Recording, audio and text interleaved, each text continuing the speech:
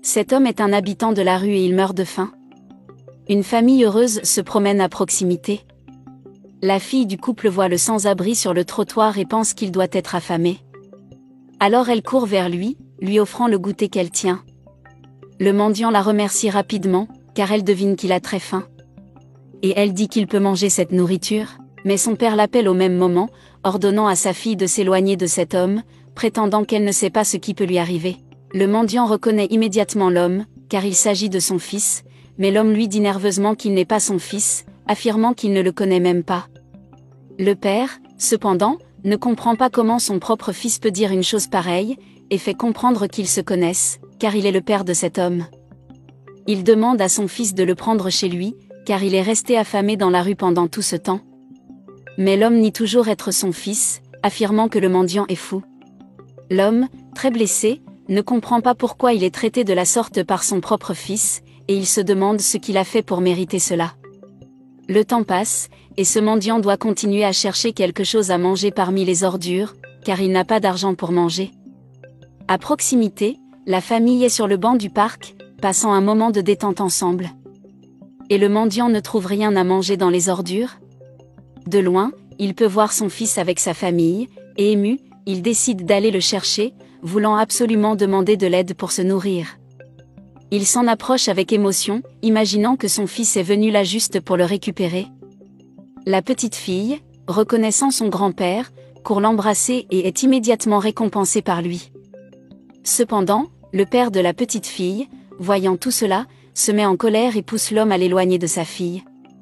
Le père ne comprend toujours pas pourquoi il est traité de la sorte par son propre fils, car il l'a toujours traité avec beaucoup d'amour et d'affection, et ne s'attendait pas à recevoir le contraire.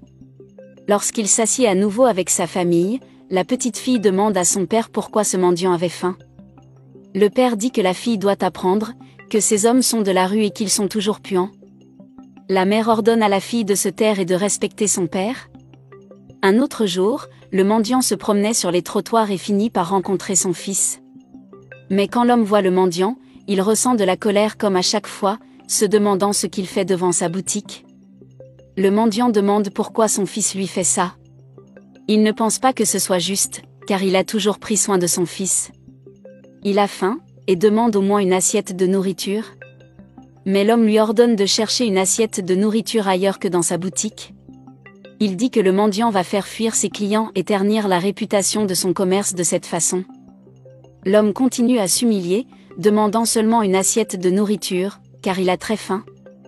Il supplie son fils de l'aider car il vit dans la rue depuis des mois et ne comprend pas pourquoi son fils lui fait toujours ça. Cependant, l'homme ne cesse de répéter que ce n'est pas son fils et qu'il devrait se mettre cette idée dans la tête une fois pour toutes. Il dit qu'il ne sait même pas qui est ce mendiant, qu'il n'est qu'un habitant de la rue et un déchet de la société, qui ne cesse de déranger et d'importuner les autres. Soudain, une femme s'approche et veut savoir ce qui se passe là. L'homme répond que cela ne l'intéresse pas, mais finit par dire que le mendiant gêne ses affaires, et qu'il ne veut pas partir. La femme prend la défense du mendiant et veut savoir pourquoi l'homme le maudit de la sorte, car il est un être humain comme les autres. L'homme ordonne à la femme de s'occuper de sa propre vie, et dit qu'il fait cela au mendiant parce que c'est ce qu'il mérite. Il dit que c'est facile de mendier de l'argent dans la rue, j'aimerais le voir travailler et gagner des choses comme un homme. La femme ne se soucie cependant pas de ses justifications, affirmant qu'il ne sait pas à qui il parle, qu'il ne devrait pas traiter les gens de cette façon et qu'il devrait avoir du respect pour les gens. Ils s'assoient tous deux sur un banc public et la femme demande au mendiant de lui raconter un peu son histoire. Il se présente ensuite à la femme et commence à raconter son histoire. Il dit qu'il avait tout ce qu'il y avait de mieux, une maison et des meubles, mais que son propre fils l'a jeté hors de la maison. Il dit que le fils est très ingrat envers lui, et la femme a même vu comment le fils l'a traité à l'époque. La femme est scandalisée d'apprendre que ce garçon est le fils du mendiant, et qu'il le traitait de la sorte. Et le mendiant dit que c'est la grandeur de l'ingratitude de son fils, qu'actuellement il vit dans sa maison avec sa propre famille, et ne veut même pas connaître le père qu'il a. La femme dit que ce n'est pas bien, et qu'elle peut aider l'homme s'il veut son aide. Et il accepte immédiatement, ne croyant pas que quelqu'un l'aide vraiment. Elle propose alors qu'ils déjeunent ensemble et qu'ils puissent trouver une solution. Cela fait plaisir à l'homme, car il a enfin quelque chose à manger après tant de jours sans manger. Longtemps après, les deux hommes arrivent à la maison qui appartenait à cet homme, mais qui a été reprise par son fils. La femme pose ensuite le panneau à vendre sur la porte de la maison, peu après avoir frappé à la porte.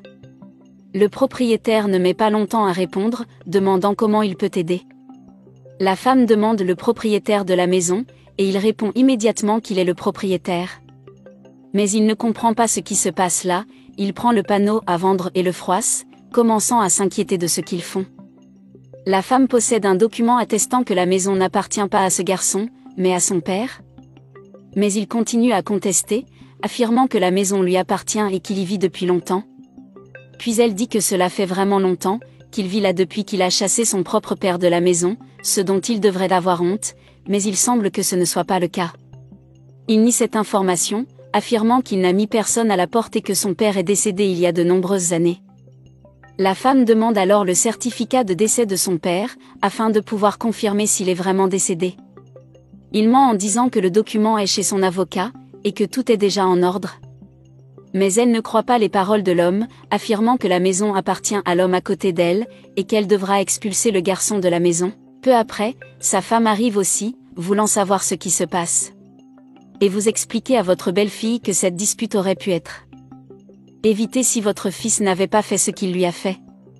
Et la femme ne comprend pas, elle interroge son mari sur ce qui se passe, et veut savoir si cet homme est vraiment le père de son mari. Le Seigneur confirme qu'il est bien le père du garçon, qu'il l'a chassé de sa propre maison et a pris tout ce qu'il avait, et que cette petite fille est sa petite fille. La femme à côté de vous confirme toutes les informations, affirmant que cette famille a 48 heures pour quitter la maison car elle est à vendre. Le garçon refuse toujours de quitter la maison. Il dit que sa femme ne devrait pas croire cela, affirmant que le monsieur ment, expliquant que c'est ce même mendiant qui les poursuivait. L'avocate, se rendant compte que l'homme ne veut pas quitter la maison par la voie la plus simple, dit qu'elle va appeler la police pour qu'il parte. La petite fille court alors vers son grand-père et l'embrasse longuement. Et vous savez qu'elle n'est pas à blâmer pour les actions de votre fils. Mais il ordonne ensuite au couple de quitter sa maison, car sa petite fille restera avec lui à partir de ce moment-là. Il promet de donner de l'affection et de la nourriture à sa petite fille, ce que son fils n'a jamais fait avec son père. La petite fille demande alors à son grand-père ce qui se passe. Et il appelle sa petite fille pour qu'elle vienne lui expliquer tout ce qui se passe. Mais l'homme est trop désespéré, car ils n'ont même pas d'endroit où aller. Il commence à frapper à la porte, suppliant son père de lui pardonner et de lui donner une chance.